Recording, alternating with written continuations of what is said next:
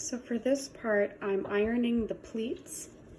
I have the front piece on this side and I have the lining on the back. So what I'm going to do with the front side facing down and with the top point of the mask away from me, I'm going to take that top point and at the first marking, I'm going to fold it down so that it lines up with the first mark. And I'm going to gently set it with my fingers and then take my iron and push it into place. So that's the first part on the top. Now that that's in place, I can flip it over and do the same thing with the second marking right there.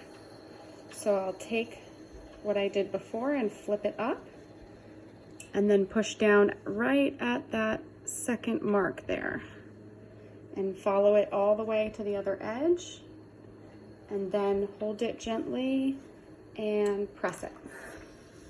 So that's the first pleat. And once it feels like it's in place, then I can flip it again. That's what it looks like on the back. Now I'm going to look to the next mark down, which is right here on both sides. And I'm going to fold the entire thing down to that next mark, right like that. And hold it. Make sure it looks kind of level. Sometimes the marks aren't always lined up, so I can adjust and make it look even so that it's the same width all the way across. And it's, you know, the markings are an estimate. And then I press it again. Sometimes if my iron isn't hot enough, I'll spray it down and then let it really steam so it gets nice and crisp, and then flip it again. This time I'll take all of what was there and find that next marking, which is right here. So find it with my finger, fold it, and find it to fold. Sometimes it's harder to do that by flipping it, so I pull it up to see the back. And that helps me to line it up like this. And then I'll just flip it back down and fold and iron again. Nice hot press. And then flip it back. And I'll notice sometimes it's not quite even, so I'll adjust it, iron it. Now I have two pleats. Looks like this. Now find the next marking. This is the third pleat. It's the last one.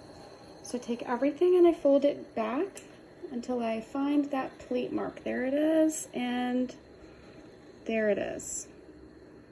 And then I can adjust it.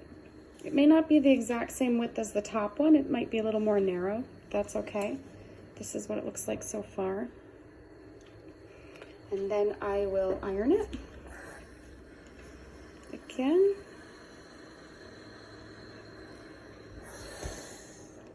And flip it. And now for the very last fold, there's one last mark to do. So I'll fold it down there and find the same one on the other side.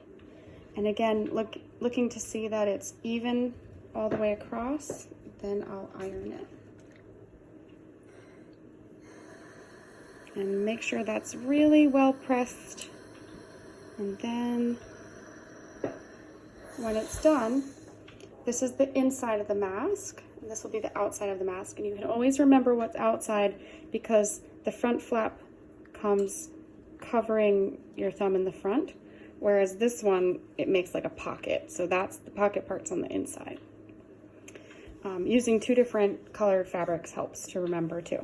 So now what you'll do is you'll sew on the edge here and on the edge here to sort of lock it in place, and then you can do all the other steps that follow. So here's what it looks like from the top.